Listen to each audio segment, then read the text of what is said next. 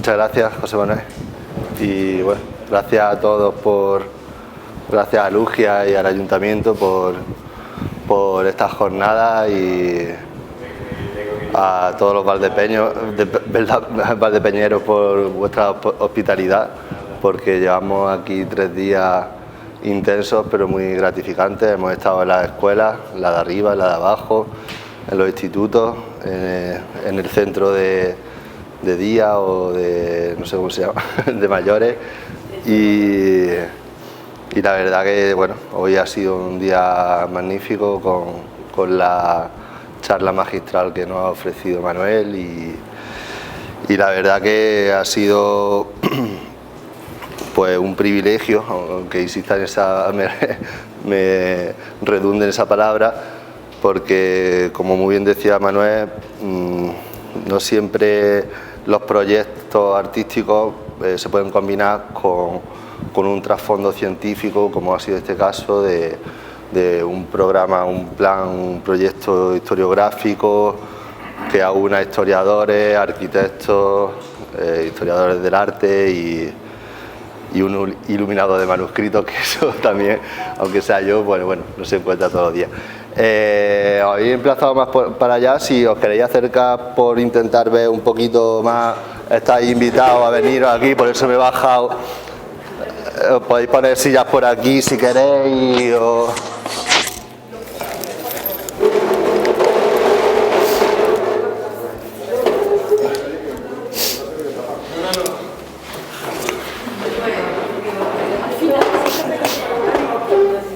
No, ya está. Bueno, por explicaros exacto todos los materiales de pintura. Esto se planteó como un taller de iluminación, pero evidentemente pues en una hora, un tiempo muy reducido como para poder transmitiros todo, aunque en muy poco tiempo, en un fin de semana, incluso en un día, conseguimos hacer cursos muy interesantes, pero bueno, al final va a ser un poco más demostración, enseñaros cuáles eran esos materiales que se utilizaban para fabricar, para producir los manuscritos y bueno, pues os voy a hacer una pequeña demostración aquí en vivo, os voy a explicar cuáles son todos estos elementos y nada, no me enrollo más. Vamos a empezar por el soporte, el pergamino, que es la piel esta que veis aquí, normalmente una piel de cordero o de cordero, de cabrito, entonces una piel natural que se tensa. Al final los mismos productores del cuero son los que se dedican al pergamino. Pues la misma piel, simplemente que es mucho más afinada, se ponen unos bastidores, se tensa y se encurte mucho más, se afina mucho más que lo que puede ser la producción de un cuero. Aquí tenéis dos trocitos si queréis manipularlo. Como es una piel, pues evidentemente tiene dos caras, la piel de la parte de la flor, que sería la parte del pelo o del poro, y la parte interior, que es la parte de la carne. Entonces, bueno, se utilizan las dos indistintamente. El pergamino normalmente ya viene muy bien tensado, pero al comprarlo pues se enrolla. Entonces, para volver a trabajarlo, fijaros cómo tiene aquí muchas marcas de tensión, se rehumedece. Bueno, que no lo he dicho, por ejemplo, todavía se sigue utilizando mucho el pergamino para música, para instrumentos de percusión. Se sigue fabricando mucho también para ese uso. Entonces, para tensar esos tambores o instrumentos de percusión, pues se humedece y se vuelve a tensar y se fija.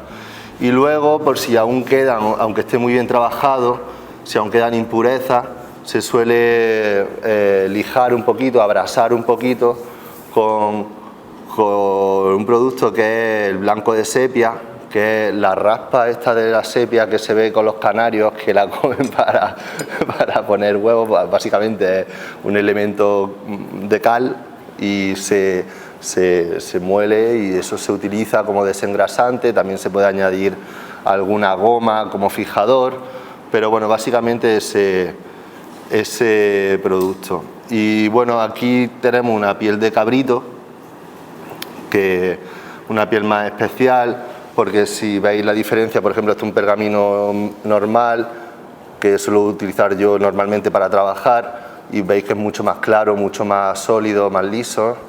Y este lo compré expresamente, una piel antigua la llaman, porque tiene ese color amarillento, tiene diferentes tonalidades que son totalmente naturales. Esto no he sido yo que le he dado tonalidad al pergamino, sino que ya pues tiene ese carácter que me pareció, cuando lo vi, me pareció muy interesante para este trabajo, pues directamente tener un soporte que parece que ha salido del siglo XVI o del siglo XV. Una nota curiosa que apuntaba antes, que al final no he terminado de comentar: el pergamino se le estima una durabilidad de 5.000 años, ¿vale? Tenemos manuscritos que tienen 2.000 años y están perfectamente conservados. El papel, a partir de los 500 años, empieza a morir, ya por su fragilidad empieza a corromperse y empieza a morir. Los papeles antiguos, que estos días me he enterado que aquí había muy buenos molinos de papel, y he estado viendo esos papeles también, pues eran más resistentes, pero imaginaros papeles modernos que se le echan lejías para que sean cada vez más blancos, cada vez más finos, pues son papeles muy sensibles que van a durar muy poco.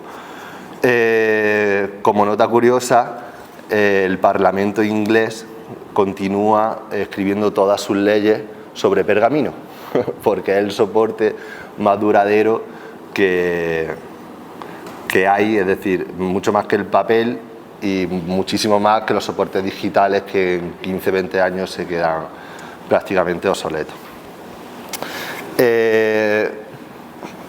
El siguiente paso, cuando está iluminando, cuando va a hacer una obra de cualquier tipo, es la escritura. De hecho, el libro toma gran protagonismo con la religión cristiana, y de hecho se convierte en la religión del libro, el primer Dios representado con un códice, un formato códice, un Dios cristiano. Y digo esto porque os voy a enseñar un poco. Este es mi proyecto.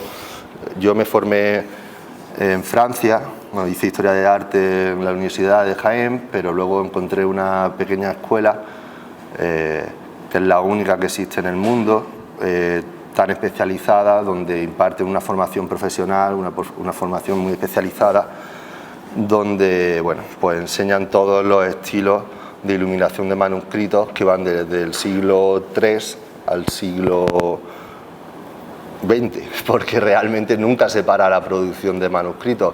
A partir del 1600 la imprenta supera a los manuscritos, pero eso no significa que la producción de libros manuscritos termine, solamente que se convierte en un artículo un poco más marginal y de superlujo. Todo esto lo comentaba hablando del texto, porque por ejemplo en todas las Biblias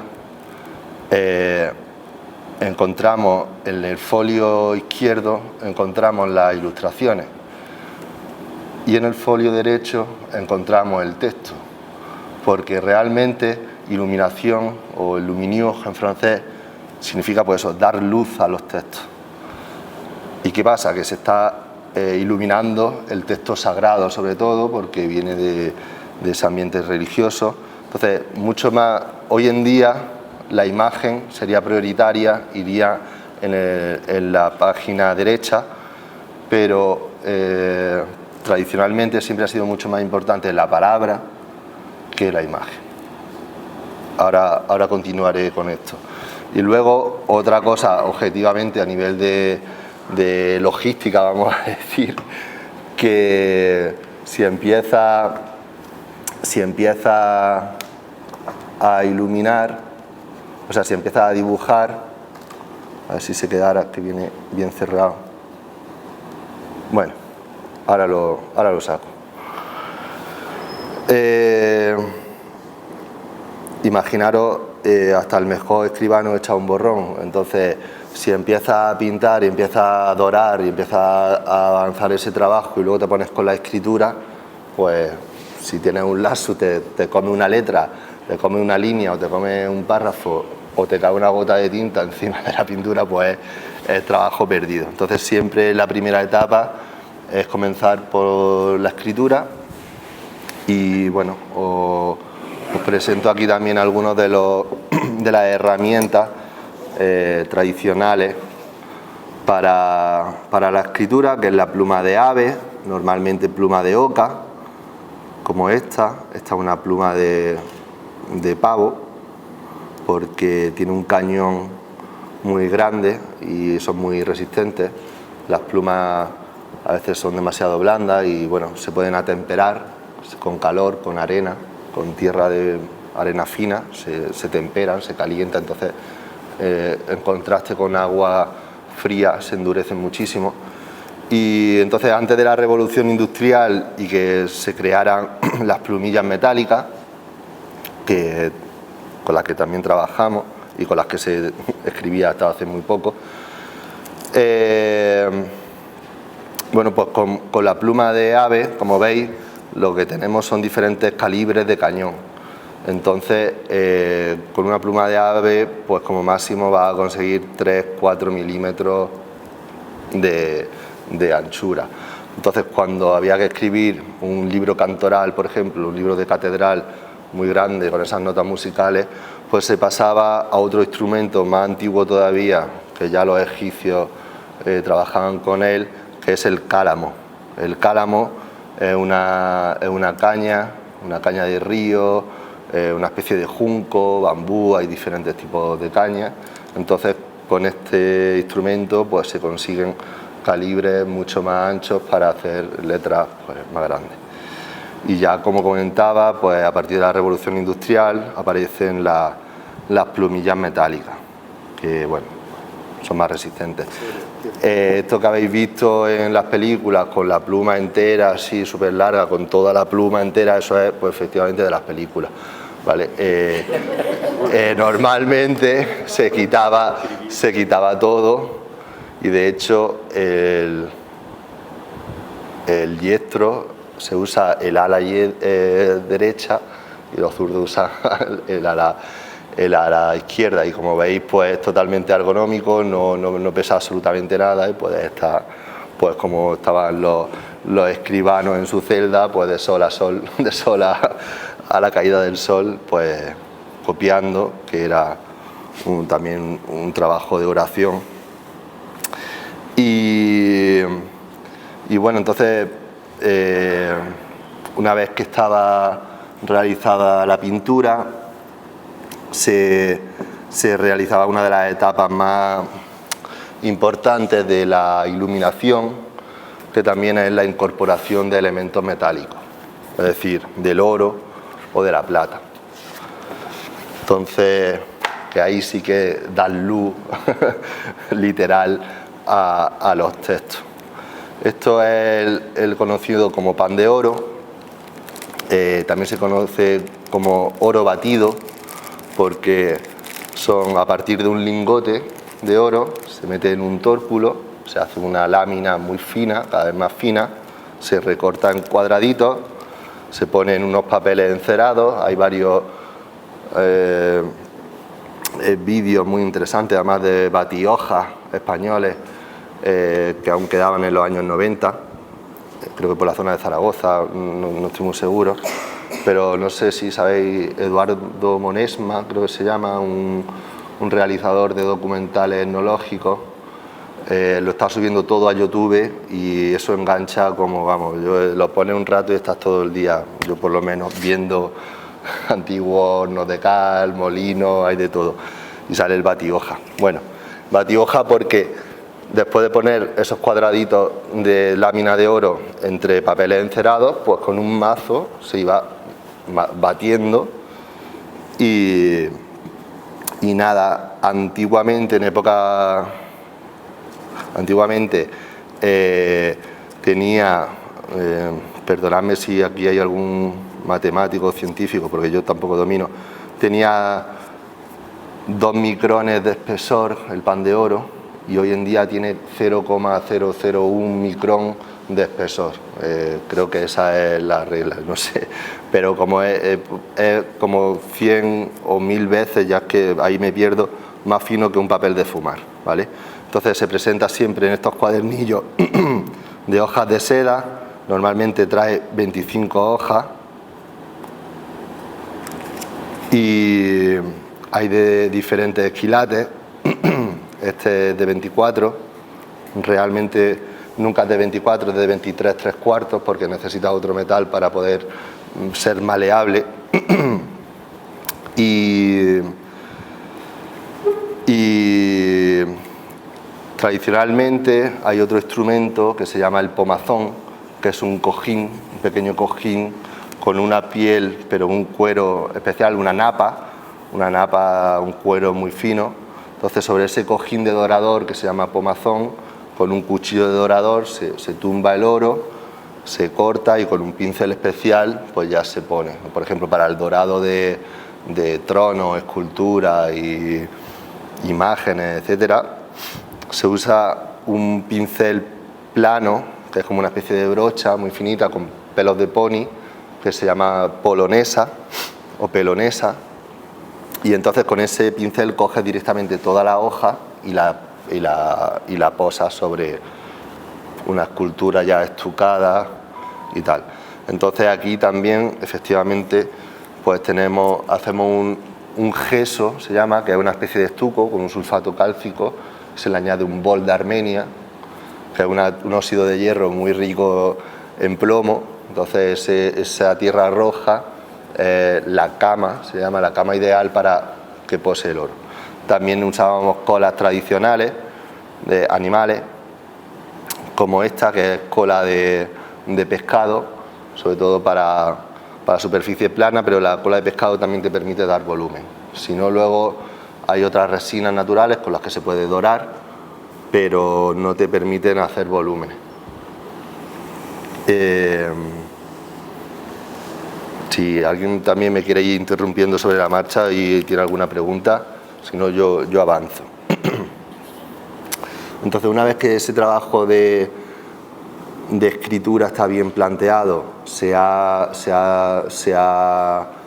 proyectado el dibujo y ya se ha dorado, porque ya una vez que tienes la escritura puedes poner dónde van a ir los elementos del dibujo, incluso dibujar con una punta de plata o una punta de plomo.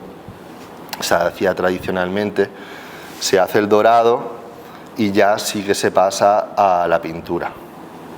En esta formación aprendí todos estos procesos, que son los mismos procesos que se han ido desarrollando durante toda la historia, de hecho desde la antigüedad más antigua, incluso desde el antiguo Egipto, y evidentemente trabajábamos con pigmento natural. Los pigmentos naturales pues pueden ser de diferentes procedencias. El más ancestral, por decirlo así, son los ocres, el ocre amarillo que vemos en las tierras amarillas, las tierras rojas, los blancos que se llevan utilizando desde la prehistoria en pinturas rupestres. Bueno, pues los ocres son óxidos de hierro, son tierras muy ricas en hierro. Y bueno, luego hay minerales pues más preciados, como la piedra de la malaquita, que da unos verdes, preciosos, como esta tonalidad que veis aquí. Luego tenemos los azules de ultramar, que el más célebre es el lapislázuli, que esto no es lapislázuli. Si fuese esto pigmento de lapislázuli podría costar 500 euros, a lo mejor esta cantidad de pigmento, porque es un proceso muy tedioso. La piedra de lapislázuli contiene muchísimos minerales diferentes, de hecho tiene elementos brillantes que son piritas. Entonces la piedra filosofal, los alquimistas que trabajaban estas piedras de colores hacían el falso oro con esas piritas. Entonces sacaban esas pepitas metálicas que decían que oro y no era oro. Entonces habían creado oro a partir de la nada y era a partir de esto. Entonces de una piedra así pues saca una cantidad minúscula. Otros azules más tradicionales son los azules vegetales. El azul de pastel o el azul índigo eran azules que se cultivaban. En la zona de Francia, por ejemplo, se cultivaba muchísimo el azul de pastel, y es una planta que se recuperan sus hojas, se hace una pasta, se deja fermentar y de esa mousse hay que secarla, decantarla y bueno, son un proceso un poco más complejo. Pero es muy interesante porque todos los tintados, todos los teñidos tradicionales azules, bueno, todo el azul de los vaqueros es azul de índigo, y todos los tintes tradicionales antes de la revolución, porque ahora estamos muy acostumbrados a los colores, pero el tener una prenda de un color determinado era muy simbólico y hablaba mucho de tu estatus, de tu poder adquisitivo, de tu poder socioeconómico. Bueno, ese tinte es muy curioso, el tinte del índigo, porque cuando tú pones, bueno, hay que amordentar esa tela para que fijen los colores, pero bueno, una vez que tú metes el trapo, la lana y la sacas, sale verde. Entonces, en oxidación con el oxígeno se va convirtiendo en azul. Y bueno, no sé, os invito que si tenéis curiosidad, que busquéis algún vídeo. Otro tinte tradicional del cual también se extrae pigmento es la laca de garanza. La garanza, todas esas lanas rojas, anaranjadas, todos esos tintes de color rojo, se sacaba de la garanza, que es una raíz también que se usaba tradicionalmente. Yo no sé si en estas tierras se cultivaba, sí que sé que en la zona de Pirineo se usaba mucho y seguramente aquí también se usó la garanza. Entonces, con la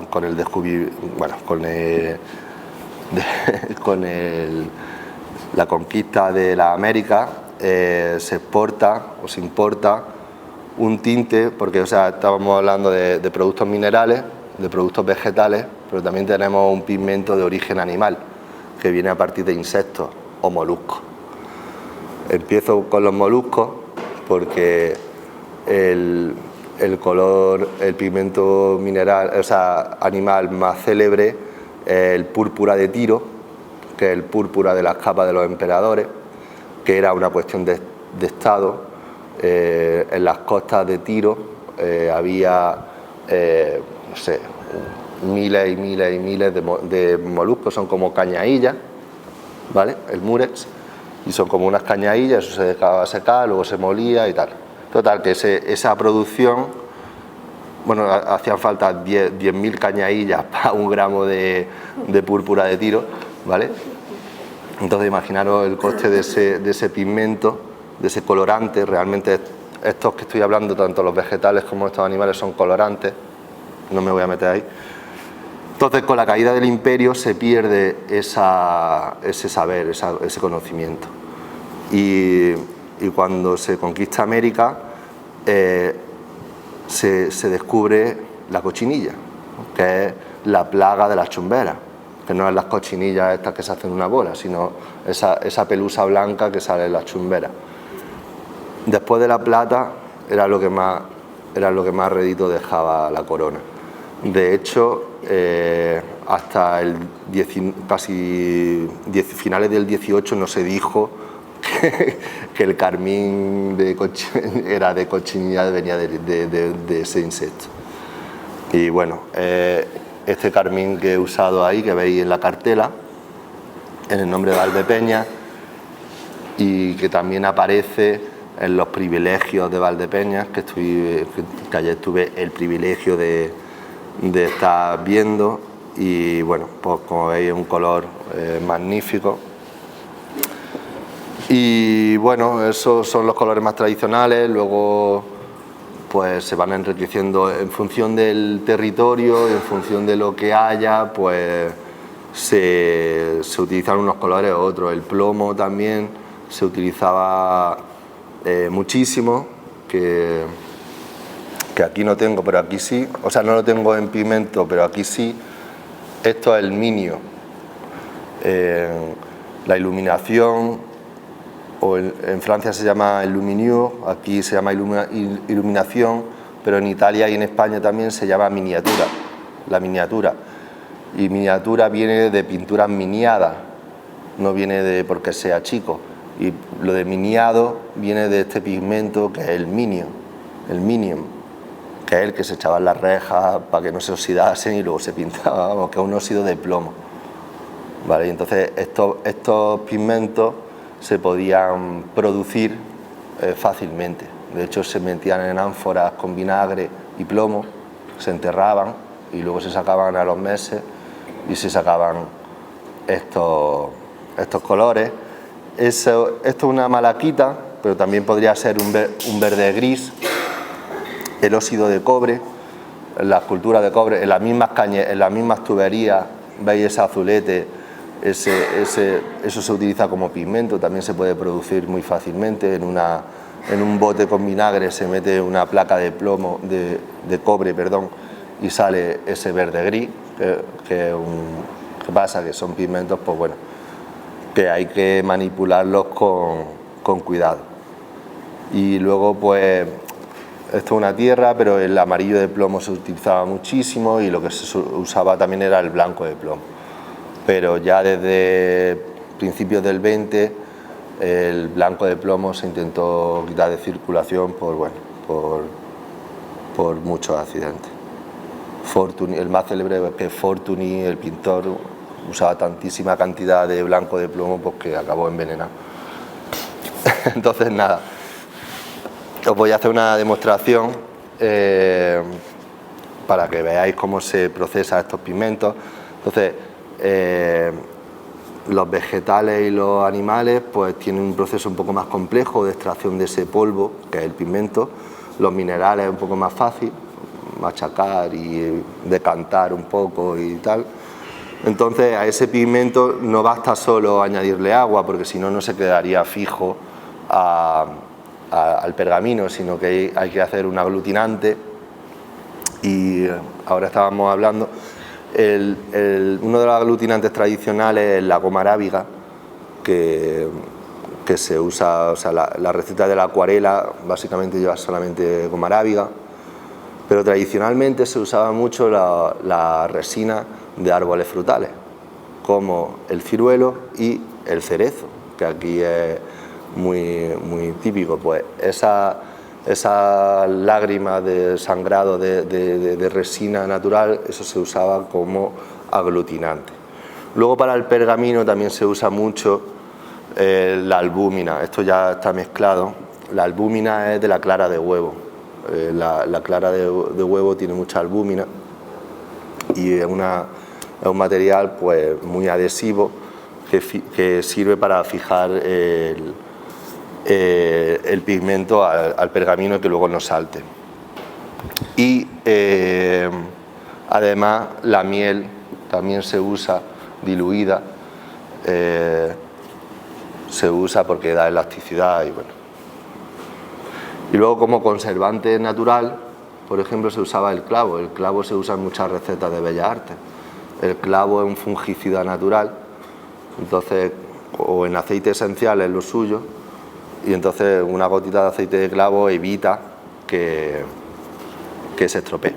Bueno, en los talleres de los grandes maestros pues había allí el pinche de taller que ayudaba al pintor, y normalmente en una tabla, una placa de mármol con una piedra gorda y lisa de granito.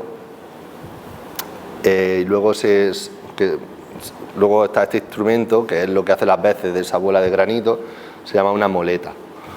Básicamente para afinar más el pigmento y dejarlo totalmente fino, pues bueno, se usa este instrumento. Se puede trabajar sobre una placa de cerámica o se puede trabajar sobre una placa de cristal.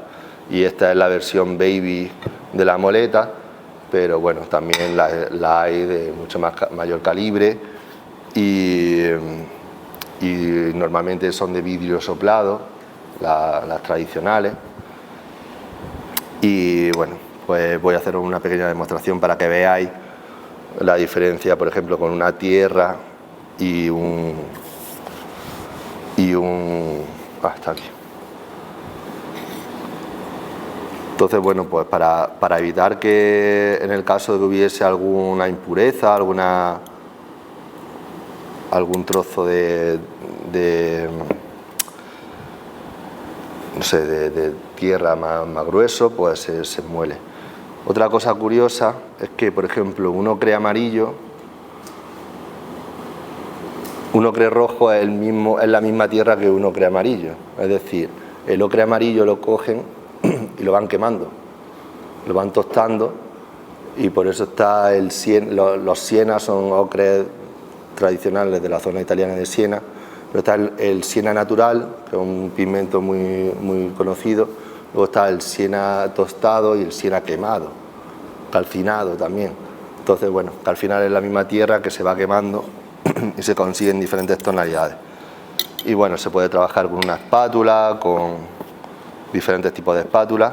Aquí ya tengo esa mezcla que he dicho de albúmina, de clara de huevo, de agua de miel, o sea, de miel diluida, y de goma arábiga, que en este caso es goma de ciruelo, que tengo ganas de venir con más tiempo y darle un repaso a los cerezos de por aquí, pero bueno, ya en otra ocasión.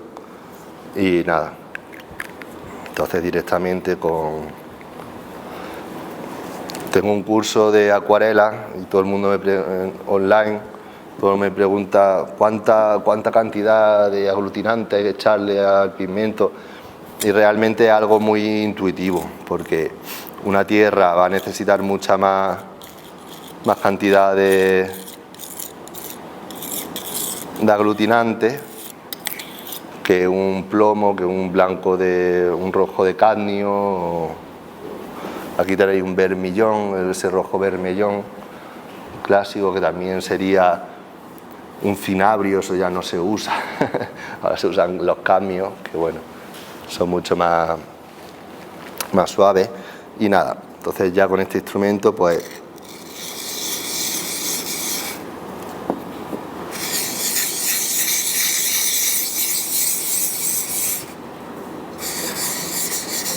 que se pega, que no veas. Y como os fijáis, pues bueno, pues cada pigmento, sobre todo las tierras, pues tienen este sonido.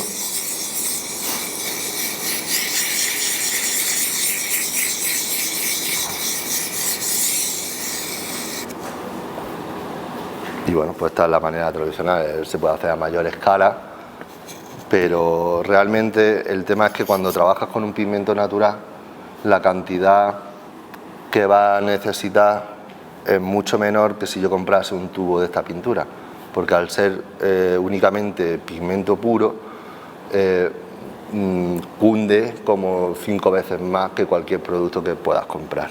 Entonces, con una pequeña cantidad de estas tengo para pintar un buen rato, vamos a decir.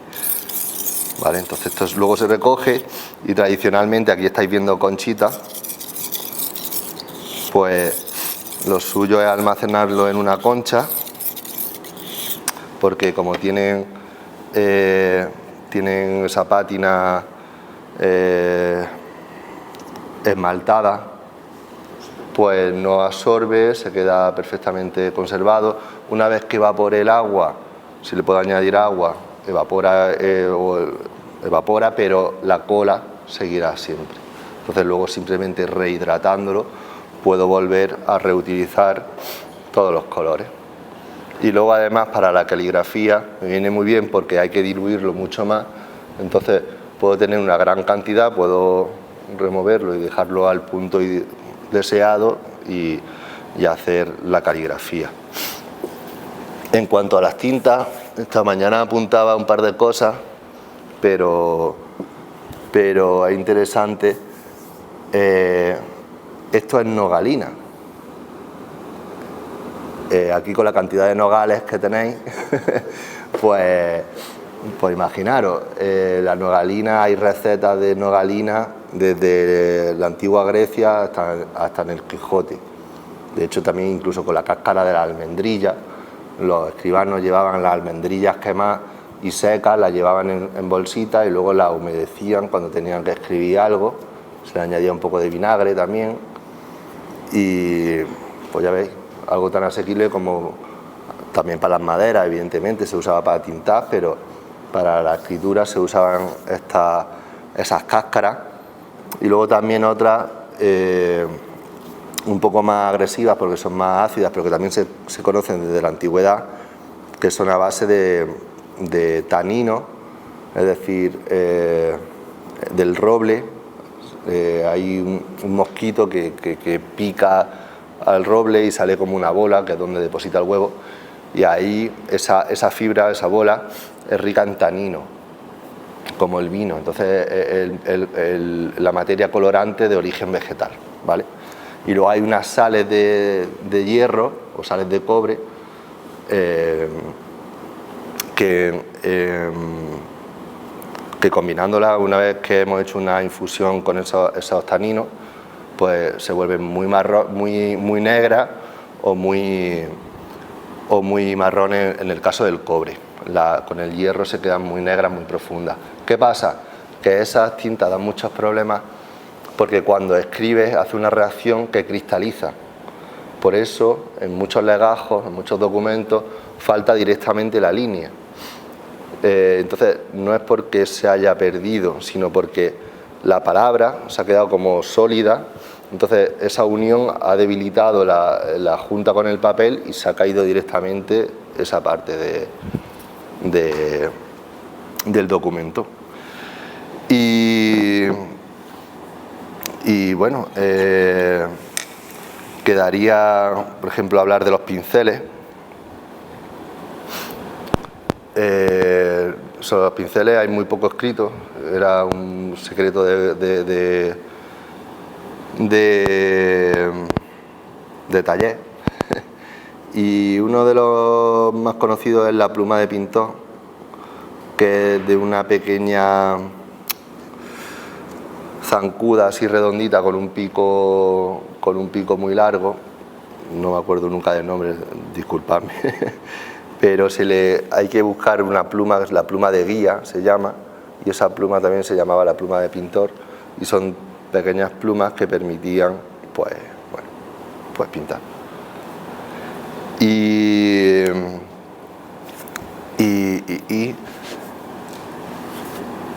Y bueno, como veis aquí, por ejemplo, además del pan de oro, pues se pueden usar pan de plata, como veis esta zona blanca o plateada. Y nada, no sé si tenéis alguna duda, si no os puedo enseñar el manuscrito y os cuento un poquillo, o no sé cómo vamos de tiempo. Vamos muy bien de tiempo.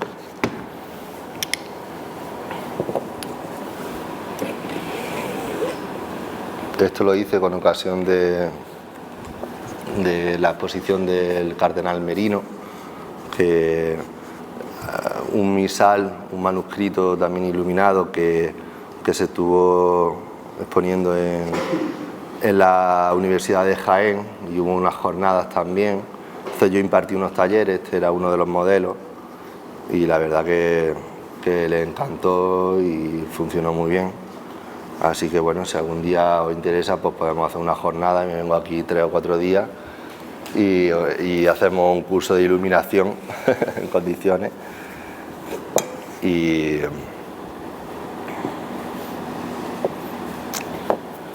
bueno, no sé si estabais todos esta mañana cuando hemos hablado del manuscrito.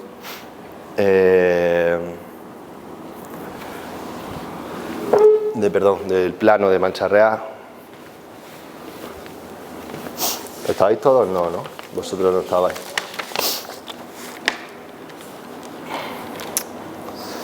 Teníamos diferentes propuestas porque el documento original del que nos basábamos era el plano de Mancha Real, que era algo muy parecido a este documento, y realmente era una copia de un original,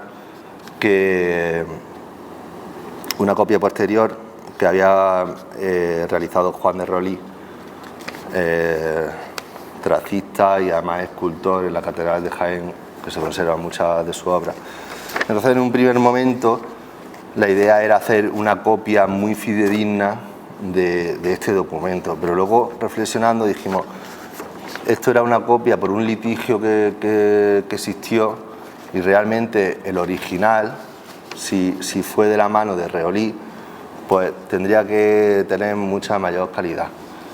Y ahí fue cuando, pues bueno, evidentemente conservamos un poco el espíritu de la trama, de la traza de los solares, pero sí que le dimos más empaque a lo que es el escudo, y ya le metimos elementos metálicos como el oro y la plata, y bueno, intentamos la caligrafía, hicimos varios estudios pero de la caligrafía esta original, pero igualmente al final la conclusión fue que esa no era la escritura de Reolí, y seguramente Reolí pues tenía una escritura mucho más fina, mucho más estilizada. Y bueno, también yo he elegido una caligrafía italiana de principios del 16, que también es más legible y que bueno, que creo que funciona muy bien con el mapa. Y nada, la vista aquí, fijaros como simplemente hacer una anotación, una acotación de la montaña. Pues bueno, yo ahí me fijé más de una panorámica antigua que hay de Valdepeña, y nada, el escudo de Carlos V, pues me he basado en diferentes manuscritos originales, y nada, he intentado buscar los mejores modelos para dejarlos plasmados en el mapa. Y bueno, luego también hemos incluido elementos representativos como los ríos, los caminos, el molino de Serafín que tenemos aquí, que es una maravilla. Y bueno, pues los arquitectos historiadores han tenido una tarea importante de escala, de situar la iglesia, de ese modelo de la plaza, esa distribución de la plaza, porque no era igual que la de Mancha Real. Lo que hablaba Manuel Saga esta mañana, cómo aunque la geografía del pueblo condicionase 100% la estructura de las manzanas, en el mapa no se podía tolerar que no fuesen totalmente iguales. Entonces, casi seguro, en ese mapa de Valdepeña, todas las manzanas tuvieron que seguir un esquema parecido a este, sino este. Y bueno, la verdad que creo que ha sido pues una experiencia y una suerte poder desempeñar un proyecto de este tipo, en el sentido de lo que comentaba Manu, de bueno, pues que realmente con un empaque científico, histórico, y bueno, no sé.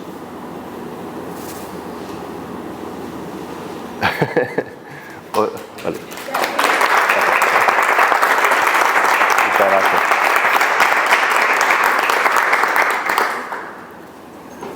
Ya está, si queréis, ¿hay alguna pregunta? Pues yo como anotación, Sí. Aunque de pronto a alguien no le parezca, el molino de Serafín no era de Serafín en 1500. Sí, perdón. Sí, estaba a punto de anotar. Claro, porque es en el plano de Mancha Real, que es el que hemos usado como referente. Gracias. Aparece dibujada la única preexistencia arquitectónica cercana a esa población, que aparece de hecho no solo citada en los libros de fundación, sino en la orden original de fundación, que es de 1508, que es la Torre del Moral. Claro, estuvimos pensando también qué preexistencia podría haber aparecido en el plano de Valdepeñas, porque esa misma Carta Puebla de Juana I no hace referencia a ninguna arquitectura concreta, pero sí habla de saltos de agua, ¿no? Y el salto de agua principal, o uno de los principales, que aparece luego más tarde, en 1539, en el proceso de fundación, y que además tenía una construcción ya en el lugar, aunque estaba en ruinas en ese momento, es la de donde hoy está el molino de Santa Ana. Por eso decidimos colocarlo. De hecho, Francisco fue muy certero en corregir algo, un error que nosotros habíamos introducido, y es que el referente que habíamos puesto en nuestra versión del plano era un molino de rueda, mientras que, bueno, eso es algo bastante poco natural, ¿no?, en este área. Y bueno, pues Francisco lo corrigió y fue un aporte valiosísimo, ¿no? Entonces nada, era solo por anotar, sí, ¿no?, que sí, no es solo en cierto modo un homenaje, sí, por supuesto, al molino que hay hoy en día y a la importancia que tiene dentro de cómo funciona el pueblo y obviamente de Lugia, pero es que también es un dato historiográfico muy preciso. En el momento del estudio, lo que ha estado explicando él, que se estudia primero todo el área, todo el perímetro de la zona donde, pues claro, se identifican los diferentes accidentes, el vadillo de los Berros, el río Susana. Pues evidentemente eso tendría que ser un punto de referencia a la hora de proyectar esa traza. Así que nada, bueno. Muchas gracias. Por clausurar la jornada hasta el año que viene, si pudiera ser. Agradecer al Ayuntamiento, a la UNED, por su generosidad, por su participación y la colaboración importante que tienen siempre con Lugia. Y nada más, muchas gracias.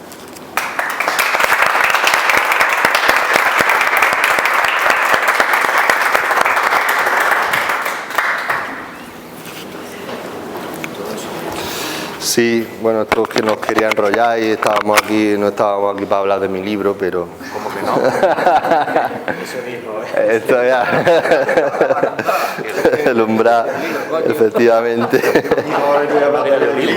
Sí, esto es madera de olivo. Yo estuve pues 2 años, primer año estudiando todos esos estilos, que no son pocos, desde el siglo III hasta el siglo XVI sobre todo.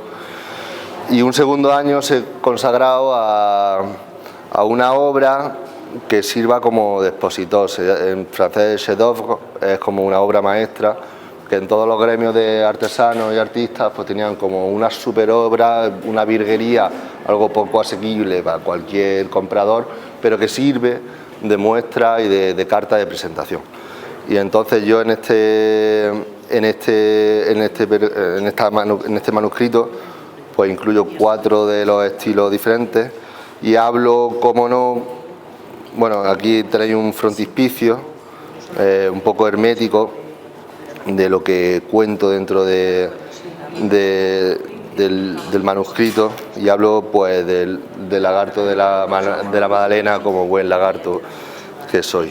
Y nada, comienzo con la leyenda, con un estilo que me interesa mucho, un estilo carolingio, que aquí no estamos a lo mejor tan familiarizados, pero un estilo del siglo XI, de la época de Carlomagno, que es muy interesante porque bebe también, tiene influencia celta de la ínsula y lo que sería hoy Reino Unido, y también bebe, al ser también emperador, bebe mucho de los estilos clásicos netos. Entonces tiene un estilo naturalista. En esta época, por ejemplo, tenemos beatos de Líbano. Por ahora no, toquemos madera. Por ahora no. Tenemos beatos y teníamos el Book of Kells, el libro de Kells, por ejemplo, de Irlanda que son pues súper abstractos, súper esquemáticos, y de pronto en pocos años tenemos estos estilos que son muy naturalistas, muy realistas, muy ricos, con unas páginas púrpuras muy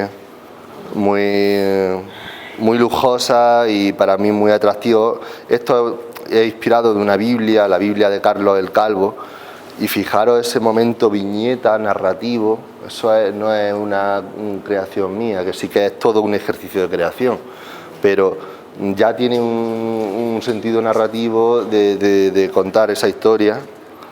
Y bueno, aquí hablo de la leyenda del dragón, del raudal de la Magdalena, y luego hablo de una publicación que se llama El Dragón de Jaén, que os comentaba antes a vosotros, que habla de la constelación del dragón y la simbología del dragón en la ciudad de Jaén.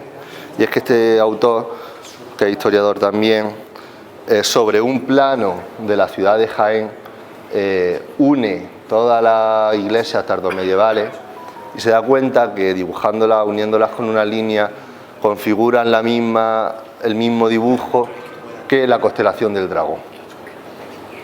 Y entonces, pues él hace una suerte de medidas que son difíciles de contrastar y que son un poco emfarragosas de leer también, pero bueno, ahí está su estudio y él se supone que con su cuenta lo demuestra.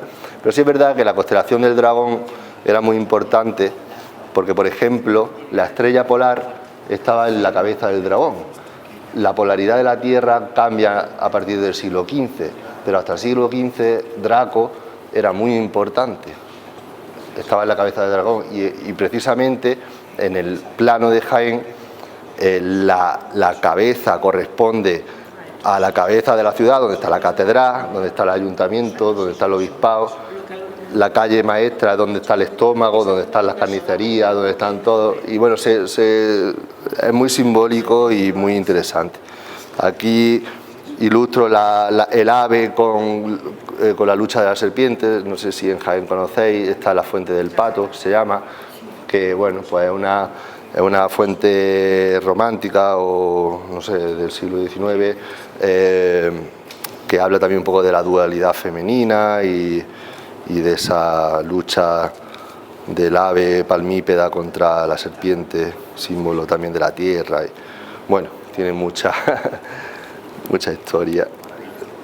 Y luego, pues aquí en el frontispicio habéis visto 9 círculos y este autor también compara a Jaén con la Atlántida, porque a ver, la Atlántida todo el mundo la quiere, pues nosotros también la queremos en Jaén y entonces es cierto que hay un asentamiento calcolítico, en lo que ahora se denomina Marroquíes Bajos, donde se han encontrado 9 anillos defensivos que estaban totalmente de hecho marroquí viene de Marraqui, que creo que es zona inundable, creo que sí. Entonces la Atlántida, el mito del Atlante, esto es el jardín de las Hespérides. Y bueno, Atlas tiene encerrada a sus 3 hijas y las tiene encerradas en el jardín. Luego ya en época romana se incluyen los trabajos de Hércules con la manzana de oro. Y bueno, pues las 3 damas encerradas en un jardín pues tienen también un paralelismo con Jaén, que es el de las 3 morillas. Las 3 morillas de Jaén. Entonces en este folio ya el último del manuscrito, un gótico pleno. Antes era el ave era un periodo románico, el otro era un periodo románico de transición, que se llama, y esto ya un gótico pleno, que ya es prácticamente pintura. Y bueno, pues como veis, las paletas de colores se van enriqueciendo conforme pasa el tiempo, la técnica de dorado evoluciona también, hay diferentes técnicas en cada periodo, la caligrafía evidentemente. Y bueno, la verdad que cuando trabajas con estos materiales, sobre todo estos colores, pues los colores, pues la verdad que ninguna imagen hace justicia de este tipo de trabajo. Y nada, como decía, pues tengo la suerte también de tener un amigo que que trabaja la madera de olivo, y esto tiene que ser una oliva bien antigua. Cogimos varios tochos y los cogía, los reventaba, porque como el olivo crece para adentro, entonces hay muchos nudos y es difícil encontrar unas tablas de estas dimensiones. Esto es un olivo bien antiguo. Y aquí este dibujo, no sé si lo reconoces, pero bueno, es una inspiración de Arjona, de la lápida templaria que hay en el ayuntamiento, porque sí es verdad que se dice que esa lápida templaria, que era una copia de la mesa de Salomón, pues pasó por Jaén. Es verdad que en Jaén, en el siglo XVI, pues empieza a tener una capacidad, unos poderes muy llamativos, y bueno, pues yo también quería plasmarla porque va un poco aunada con toda esta historia. Enhorabuena, porque ese trabajo de alta impresionante. Muchas gracias. Pues sí. Enhorabuena, de verdad. Muchas gracias. Y gracias por traerlo. Temporadas que los reyes y las reinas. Los libros de ahora. Era tipo misal, Regalos de Estado. Si queréis uno, ya sabéis. Por el módico precio de rey. Pólvora de rey, uno con pólvora de rey. Enhorabuena y gracias por traerlo. Muchas gracias a vosotros, de verdad. Y a vosotros por darme esta acogida tan grande. Por muchas más. Vamos. Pues sí, Por muchas más. eso esperemos.